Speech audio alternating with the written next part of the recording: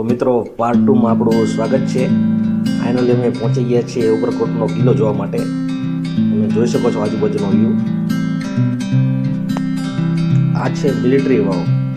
જો કે અહીં જવા જેવું આમ ખાસ છે નહીં કંઈ, પણ એમ થયું ચલો ગયા છીએ તો જતા આવીએ.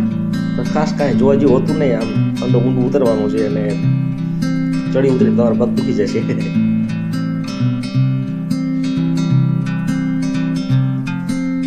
બસ આ જગ્યા એવી છે કે અમને ચૂડાના ઘણા મિત્રો અચાનક ભેગા થઈ ગયેલા અને એમની સાથે પણ મુલાકાત કરી. જો કે આપણે બ્લોગમાં લેવાનું ભૂલી ગયા એમને, એ લોકોને પણ સાથે બ્લોગમાં લઈ લેતા આપણે. અને જઈ રહ્યા છીએ આપણે ઉપરની તરફ, ઉપરકોટમાં. જો આ કિલ્લા ઉપરથી સરસ મજાનું એક જુનાગઢનું દ્રશ્ય દેખાય છે તમને.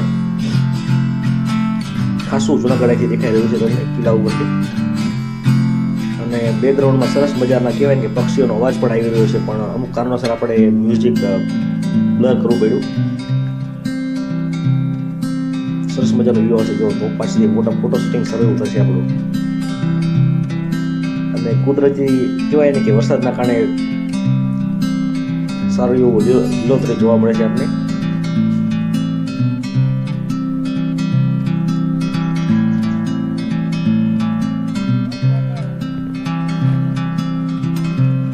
નાની મોટી તોપ છે અને અહીંથી જુનાગઢ શહેર જોવા મળશે.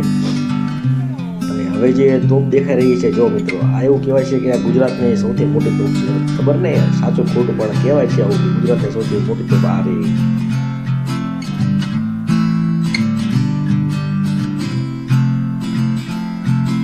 સામે દેખાય ઉપરકોટનો જે સિમ્બોલ છે તમને જોવા મળશે. જનરલી લોકો અહીં આવીને ફોટો પડાવતા હોય કે ઉપરકોટની મુલાકાત લીધી એવું દર્શાવવા માટે. રાણક દેવીની જે સ્ટોરી છે સિદ્ધરાજ જયસિંહ વાળી, બસ એ આ કિલ્લા સાથે જોડાયેલી છે.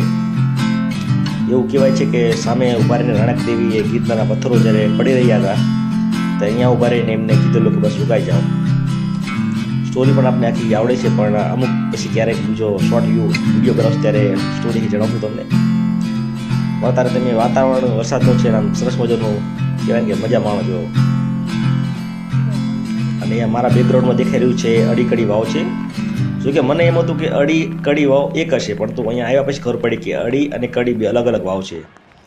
ગુજરાતીમાં એવી કહેવત છે કે અડીકડી વાવ અને નવગણ કૂવો, જેને ન જોયો એ જીવતો મૂવો. પણ ફાઇનલી તમને મિત્રો મેં અડીકડી વાવ દેખાડી દીધી અહીંથી. તમે જોઈ શકો મારી પાછળથી. વરસાદ ખાસો આવી રહ્યો છે, એના કારણે આપણે કહેવાય કે વિડીયોગ્રાફી પણ નથી કરી શકતા. છતાં પણ તમે જુઓ કેવો સરસ મજાનો વ્યૂ દેખાય છે અહીંથી. ઘણા બધા લોકો પણ અમારી સાથે ફરવા આવેલા. અને આ છે જુનાગઢનો વિલિંગડમ ડેમ. બસ આ જગ્યા એવી હતી કે મને એમ થયું કે બસ બેસી જ રહીએ અહીંયા.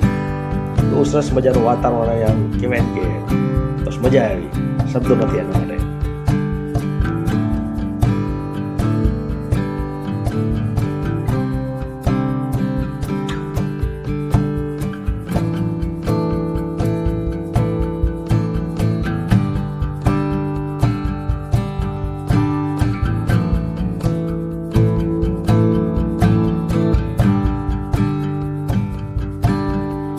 હવે અમે જઈ રહ્યા છીએ જટાશંકર ધોધ તરફ.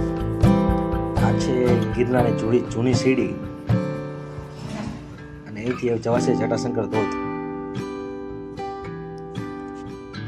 તમે જોઈ રહ્યા છો સામે ઘણા લોકો કહેવાય ને કે ધોધ જઈને આવે છે, એટલે કે પલળીને પાછા આવતા હશે. જોકે અમારું જુનાગઢ આવવાનું કારણ જ આ જટાશંકર ધોધ હતો. મેં ઇન્સ્ટામાં રીલ્સ જોઈ હતી, એના કારણે પછી નક્કી કર્યું કે ચલો અહીં જ જઈએ આપણે. અને આ મારી છેલ્લી જગ્યાથી ફરવાની. તમે જોઈ શકો જંગલનું સરસ મજાનું વાતાવરણ છે. અને એમની આ જગ્યાએ વચ્ચે એક બેન બેઠા હતા જે છાશ અને લચ્છી વેચી રહ્યા હતા, તો મેં એ પણ પીધી. એ બહુ મજા આવી. ઘણું પબ્લિક આવ્યું છે જો તમે.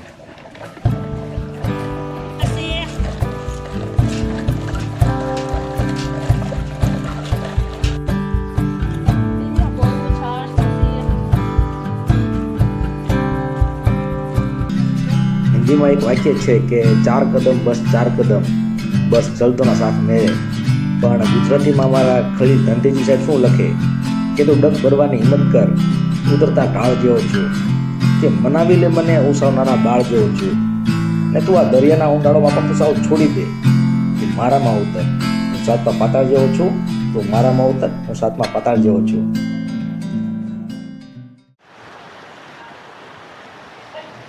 અને ફાઇનલી મિત્રો અમે આવી ગયા જટાશંકર ધોધ. તમે એનું વાતાવરણ જોઈ શકો. જોકે છેક તો સુધી અમે નથી જઈ શક્યા, કારણ કે પાછળ પબ્લિક પણ એટલું હતું અને પથ્થર એટલા હતા, પડી જવાની થોડી બીક લાગતી. છેક સુધી ન જઈ શક્યા અમે. તો તમે વ્યૂ માણો એનો.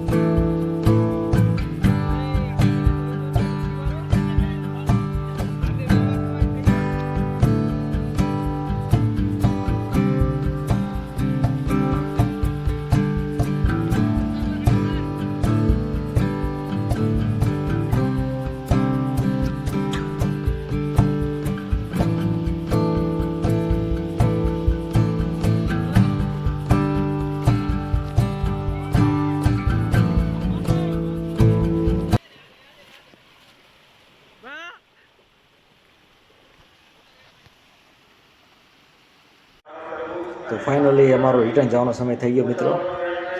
તો ચલો bye bye Junagadh and Girnar. આજે 11 વાગ્યાની ટ્રેન છે અમારી, અને જોડાયેલા રહો અમારી સાથે. જો આ છે જુનાગઢનો કાવો, જો આ છે સરદાર પટેલ મ્યુઝિયમ. તો મિત્રો જોડાયેલા રહો અમારી સાથે.